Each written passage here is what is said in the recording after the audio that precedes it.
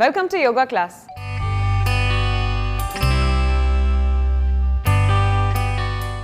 ఈ రోజు యోగా క్లాస్ లో కృష్ణ గారు మనకు ఏ ఆసనం నేర్పించబోతున్నారో చూద్దాం.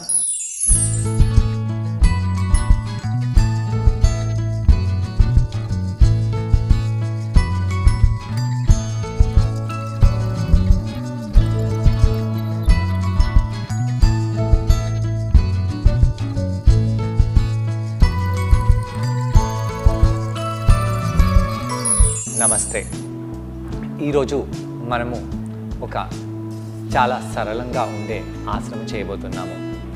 పశ్చిమోత్తన ఆసనము అంటే ముందుకు వంగే ఆసనంలో విపరీత హస్త అంటే ఆపోజిట్ హ్యాండ్స్ని యూజ్ చేసి అర్ధ పశ్చిమోత్తనాసనం చేయబోతున్నాము. అయితే ఈరోజు చేసే ఆసనం పేరు విపరీత హస్త అర్ధ పశ్చిమోత్త ఆసనము. అయితే ఇది పశ్చిమోత్తానాసనము ఎవరైతే పూర్తిగా చేయలేరో వాళ్ళు ఈజీగా చేయగలగాలి కాబట్టి వారి గురించి ఈ ఆసనము సరళంగా డిజైన్ చేయబడింది. అయితే ఈ ఆసనం చేసే ముందు మనము వార్మప్ ఏం చేయాలో అనేది తెలుసుకుందాము. పశ్చిమోత్తానాసనంలో మనం ముందుకు వంగుతాము కాబట్టి ముందుకి వంగినప్పుడు మన వీపు కండరాలను బలపరుచుకోవాలి. అలానే కాళ్ళ కండరాలపై దాని ప్రభావం ఉంటుంది కాబట్టి కాళ్ళని కూడా బలపరుచుకోవాలి. ముందుగా మనం పొట్టపై పడుకుందాము. పొట్టపై పడుకొని చేతులని ఇలా భుజాలకి కింది భాగంలో అంటే మన ఛాతీలో ఉన్న ఎముకల పక్కకు భాగంలో తెచ్చుకోవాలి. తెచ్చుకొని భుజంగాసనంలో పైకి రావాలి.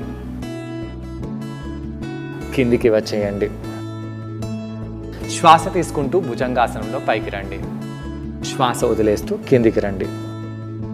కొన్నిసార్లు శ్వాస తీసుకుంటూ తలని పైకి చేసి భుజంగాసనంలో మన వీపులో వంపుని తీసుకొని రావాలి. కిందికి వచ్చి పొట్టపై పడుకోండి.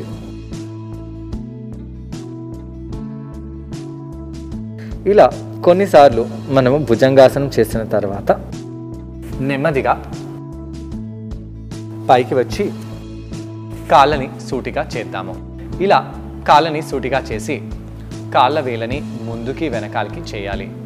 ఇలా చేయడం వలన కాళ్ళ ఉన్న కండరం హ్యామ్స్ట్రింగ్ పై దాని ప్రభావం పడుతుంది.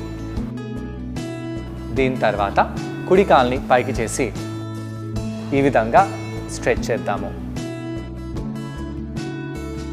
అలానే ఎడమ కాల్ని కూడా పైకి చేసి ఈ విధంగా స్ట్రెచ్ చేయాలి. కుడి కాలుని ఎడమ కాలుని స్ట్రెచ్ చేసిన తర్వాత మనము వీపుని కుడివైపు తిప్పాలి. ఇలా తిప్పడం వలన బ్యాక్ బెండ్ తర్వాత ట్విస్ట్ తర్వాత ఫార్వర్డ్ బెండ్. ఈ విధంగా మనము ఆసనాలు చేస్తే మనకు చాలా మంచిది. కుడివైపు తర్వాత ఎడమవైపు కూడా తిరిగి సింపుల్గా ట్విస్ట్ చేసుకోవాలి. ఈ ట్విస్ట్ అనేది మన ప్యాంక్రియాస్, యాప్స్, లివర్కి చాలా మంచిది. అబ్డమన్కి కూడా చాలా మంచిది. నర్వస్ సిస్టమ్ని రిలాక్స్ చేస్తుంది. ట్విస్ట్ చేసిన తర్వాత మనం పశ్చిమోత్తానాసనం చేయాలి. పశ్చిమోత్తానాసనం చేసే ముందు మనము పూర్వంలో పశ్చిమోత్తానాసనము ఎలా చేసేవాళ్ళు దాని గురించి తెలుసుకుందాము.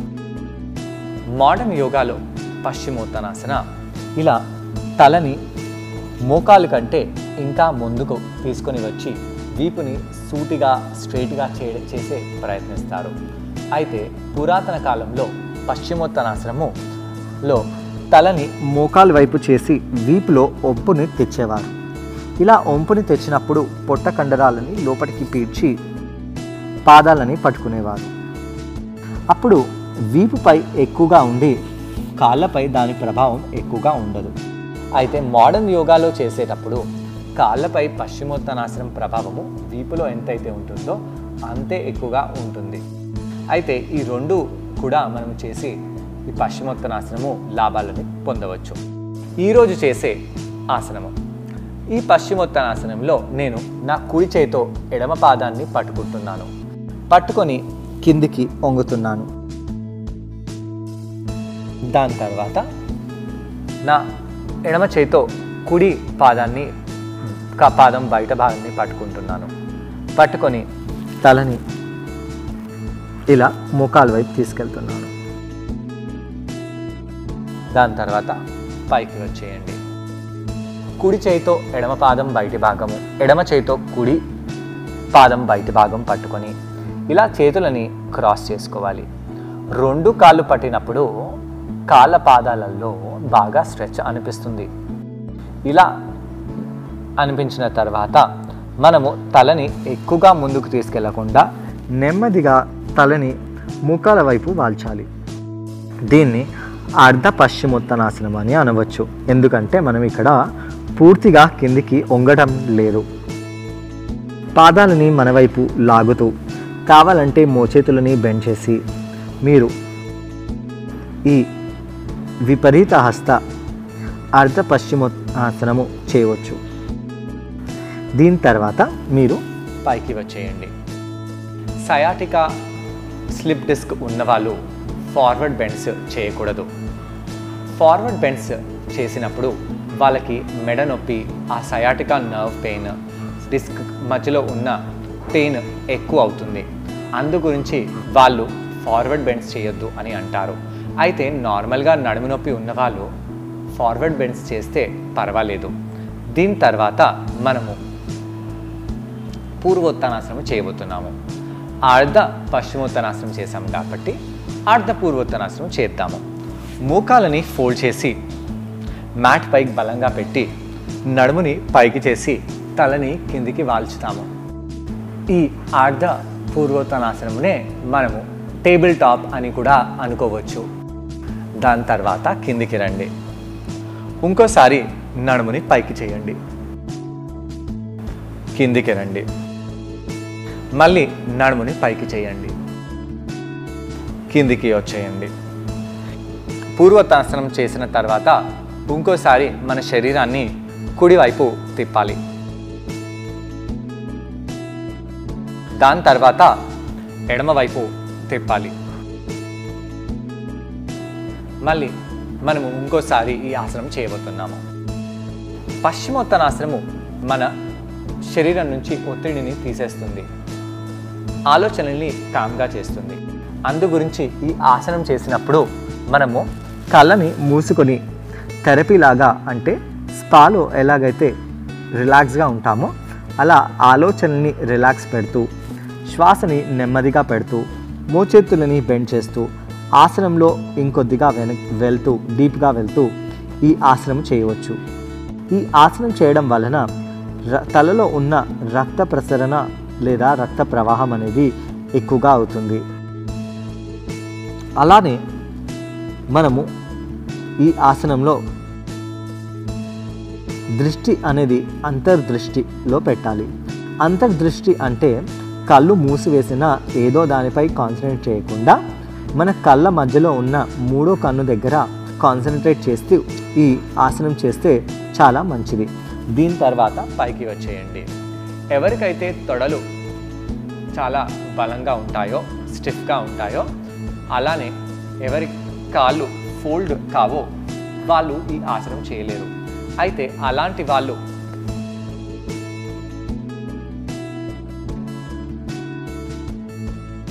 మ్యాట్ని ఇలా రోల్ చేసి తొడ కింద పెట్టి పాదాలని పట్టుకొని తలని కిందికి వాల్చి ఈ అర్ధ పశ్చిమోత్తానాసనం చేయగలుగుతారు. చాలా మటుకు ఇలాంటి ప్రాబ్లమ్స్ రన్నర్స్ ఫేస్ చేస్తారు. జిమ్లో వెళ్ళి ఎక్కువ స్క్వాట్స్ చేసి బాగా పెద్దగా బరువుగా తొడలను నిర్మించుకున్న వాళ్ళు కూడా ఇలాంటి ఫార్వర్డ్ బెండ్స్ చేయలేరు.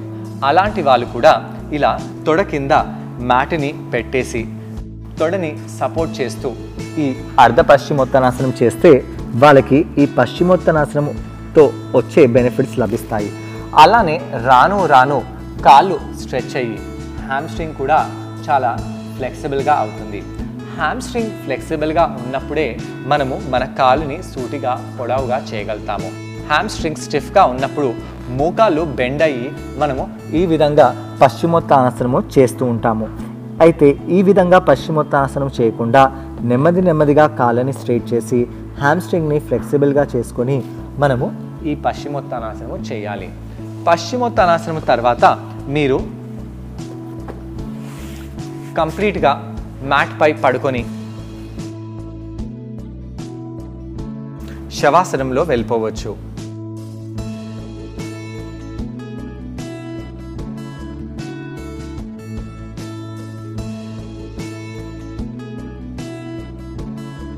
ఇప్పుడు ఈ ఆసనాన్ని ట్రై చేయడానికి నేను కూడా జాయిన్ అవబోతున్నాను. నన్ను కృష్ణ గారిని చూసి ఈ ఆసనాన్ని మీరు కూడా ట్రై చేయండి. నమస్తే.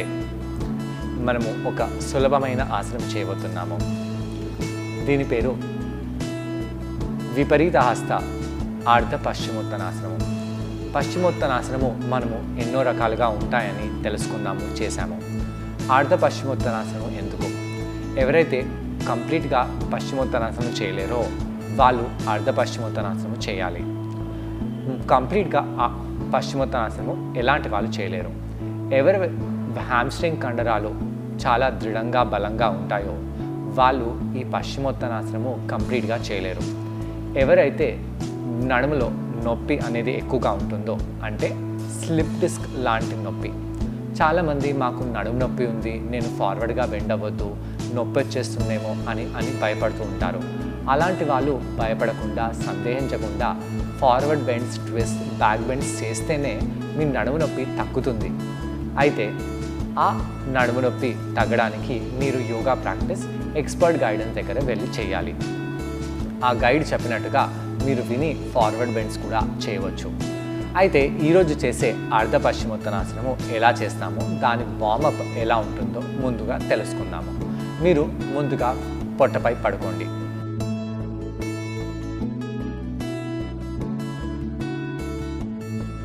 పొట్టపై పడుకొని చేతులని మీ రిబ్స్ అంటే ఛాతీలో ఉన్న ఎముకల పక్క భాగాల్లో తీసుకొని రావాలి. చేతుల వేళ్ళని దూరంగా చేసి శ్వాస తీసుకుంటూ ఛాతీని పైకి చేయండి. నెమ్మదిగా ఛాతీని కిందికి తీసుకొని రావాలి. ఛాతీని పైకి చేయండి.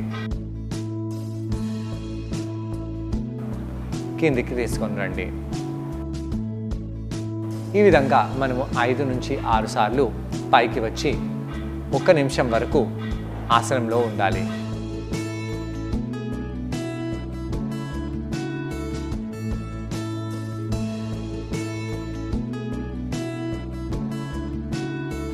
భుజంగాసనం చేసిన తర్వాత మనము కాళ్ళని సూటిగా చేసి వార్మప్ చేద్దాము. కాళ్ళని సూటిగా చేసి కాళ్ళ వేళ్ళని మీ వైపు దూరం వైపు చేస్తూ ఉండండి. ఇలా చేయడం వలన కాళ్ళల్లో ఉన్న కండరాలన్నీ వార్మప్ అవుతాయి.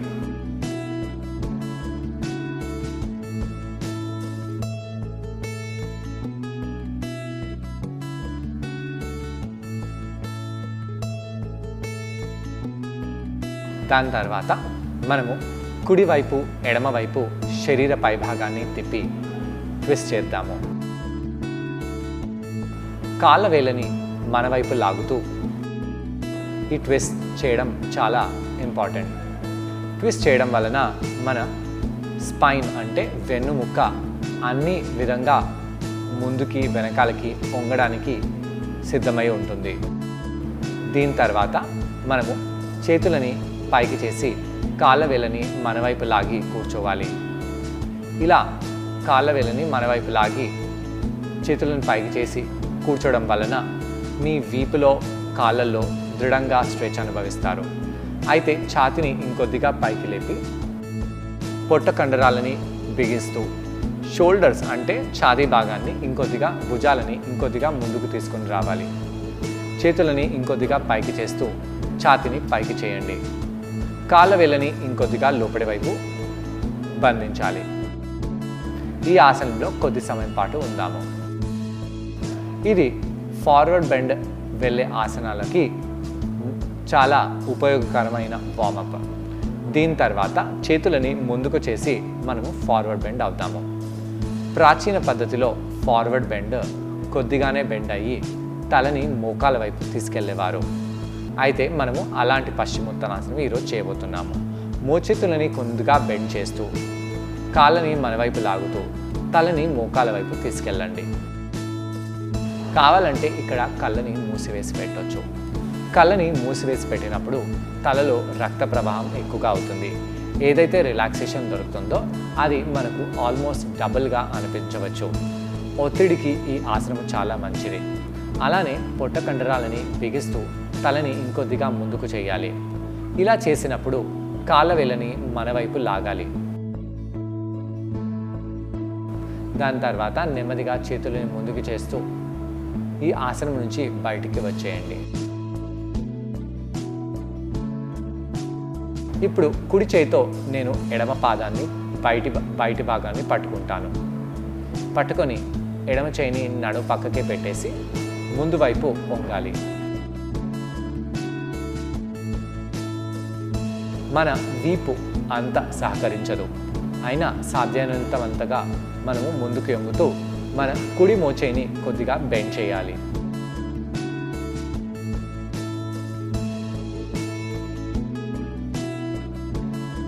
దీని తర్వాత చేయి వదిలిపెట్టేసి ఇప్పుడు ఎడమ చేయితో కుడి పాదాన్ని పట్టుకోండి.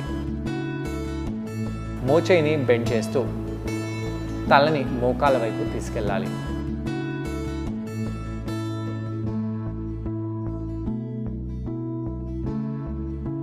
దీని తర్వాత చేతులు పైకి చేసి వచ్చేసి కుడి చేయితో ఎడమ పాదము బయటి భాగము, ఎడమ చేయితో కుడి చేయి బయటి భాగాన్ని పట్టుకొని కాళ్ళ వేళ్ళని మీ వైపు లాగండి.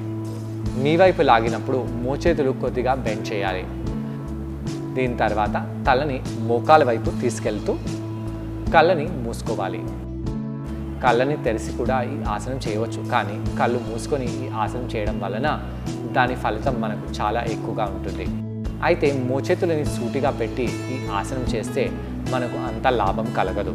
మోచేతులని బెండ్ చేస్తూ మన షోల్డర్స్ అంటే భుజభాగాలని రిలాక్స్ చేస్తూ తలని ఇంకొద్దిగా మోకాల వైపు తీసుకెళ్తూ దాని తర్వాత నెమ్మదిగా చేతుల్ని పైకి చేయండి. చూసారు కదండి, ఈ ఆసనం పేరు విపరీత హస్త అర్ధ పశ్చిమోత్తానాసనం. ఈ ఆసనం చేయడం వలన తలలో రక్త ప్రసరణ బాగా జరిగి ఫేస్లో మంచి గ్లో వస్తుంది. పొట్ట కండరాలకు, తొడ మరియు తొడ వెనుకల భాగంలో ఉన్న కండరాలకు కూడా చాలా ఉపయోగపడుతుంది. ఆ కండరాలన్నీ దృఢంగా బలంగా తయారవుతాయి. ఇంకోసారి ఫార్వర్డ్ బెండ్ అయ్యి అదే ఆసనముని మళ్ళీ రిపీట్ చేద్దాము.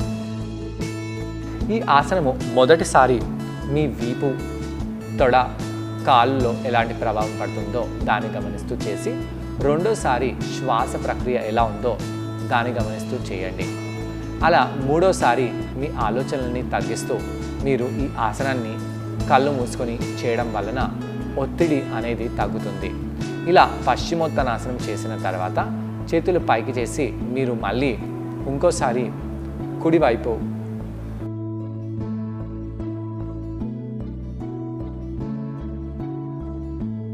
దాని తర్వాత ఎడమవైపు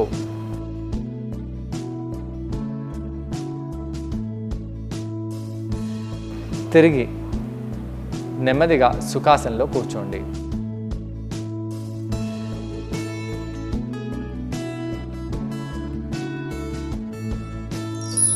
ఇలా కౌంటర్ చేయడం వలన తొడ వెనకల భాగం మరియు పుట్టులోని కండరాలన్నీ కూడా బాగా రిలాక్స్ అయిపోతాయి.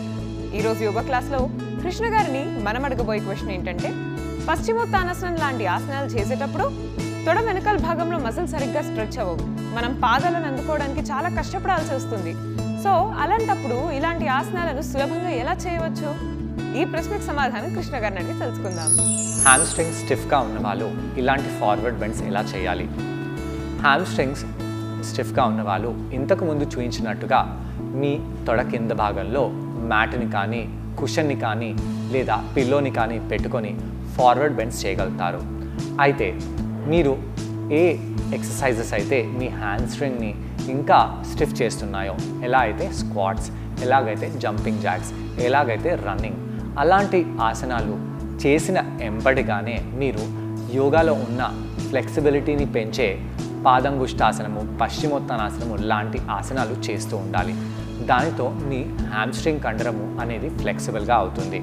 అలా మీరు ఆ స్ట్రెయిన్ని తక్కువ చేస్తూ ఇలాంటి ఫ్లెక్సిబుల్ చేసే ఆసనాలని ఎక్కువగా చేస్తూ మీరు ఫ్లెక్సిబిలిటీని ఎక్కువగా చేసుకోవచ్చు. అలానే తొడలు నెమ్మదిగా స్ట్రైట్గా అయ్యి తల అనేది మోకాలకి తగిలే సంభావన ఉంటుంది. చూసారు కదండి, ఇవాల్టి యోగా క్లాస్లో విపరీత హస్త అర్ధ పశ్చిమోత్తానాసనం. ఈ ఆసనాన్ని మీరు కూడా ట్రై చేసి దానివల్ల వచ్చే బెనిఫిట్స్ మీరు కూడా పొందండి. తిరిగి రేపటి యోగా క్లాస్లో మరొక ఆసనంతో మరికొన్ని బెనిఫిట్స్తో మళ్ళీ కలుసుకుందాం. అంతవరకు stay fit and be healthy. Bye.